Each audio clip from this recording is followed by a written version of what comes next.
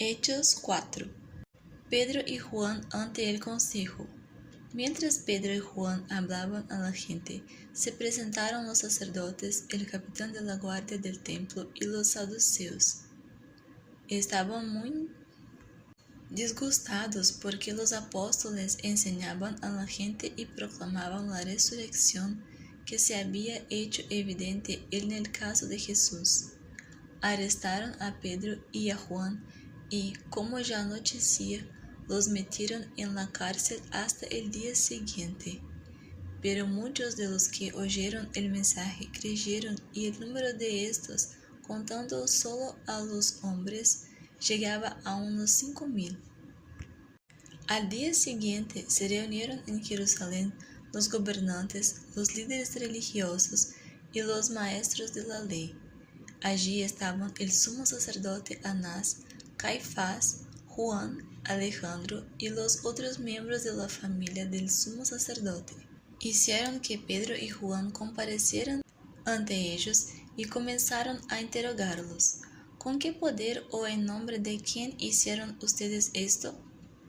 Pedro, lleno del Espíritu Santo, respondió: gobernantes del pueblo y líderes religiosos, hoy se nos procesa por haber favorecido a un paralítico y se nos pregunta cómo fue sanado.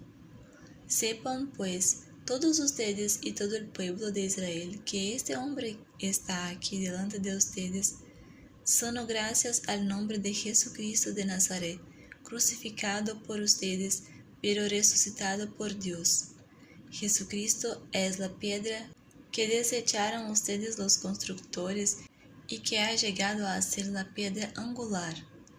De hecho, en ningún otro hay salvación, porque no hay bajo el cielo otro nombre dado a los hombres mediante el cual podamos ser salvos.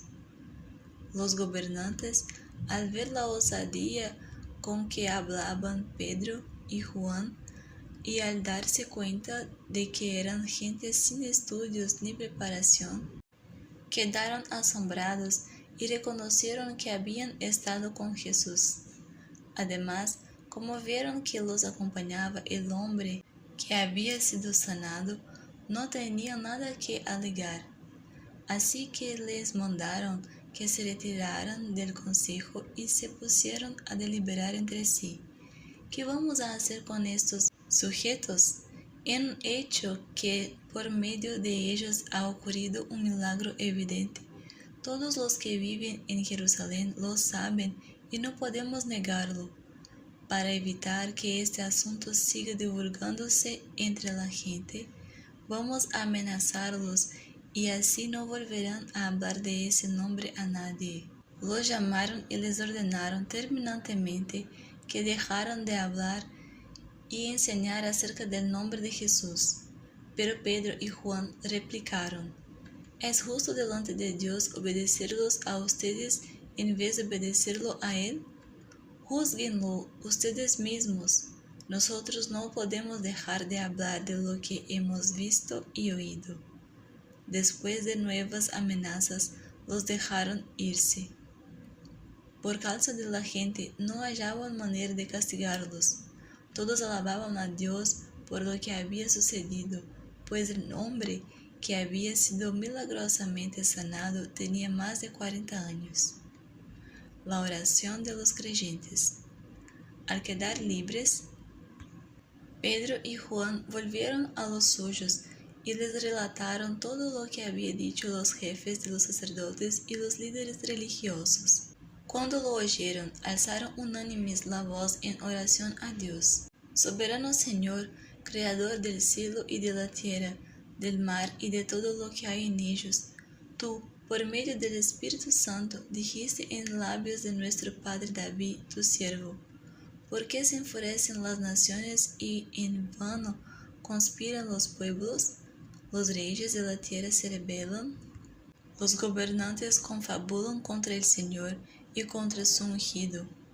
En efecto, en esta ciudad se reunieron Herodes y Poncio Pilato con los gentiles y con el pueblo de Israel contra tu santo siervo Jesús, a quien ungiste para hacer lo que de antemano tu poder y tu voluntad habían determinado que sucediera. Ahora, Señor, toma en cuenta sus amenazas y concede a tus siervos el proclamar tu palabra sin temor alguno. Por eso, extiende tu mano para sanar y hacer señales y prodigios mediante el nombre de tu santo siervo Jesús. Después de haber orado, tembló el lugar en que estaban reunidos. Todos fueron llenos del Espíritu Santo y proclamaban la palabra de Dios sin temor alguno.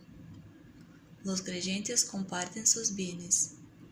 Todos los creyentes eran de un solo sentir y pensar. Nadie consideraba suya ninguna de sus posesiones, sino que las compartían. Los apóstoles, en su vez, con gran poder seguían dando testimonio de la resurrección del Señor Jesús. La gracia de Dios se derramaba abundantemente sobre todos ellos, pues no había ningún necesitado en la comunidad. Quienes poseían casas o terrenos los vendían, llevaban el dinero de las ventas y lo entregaban a los apóstoles para que se distribuyera según la necesidad de cada uno.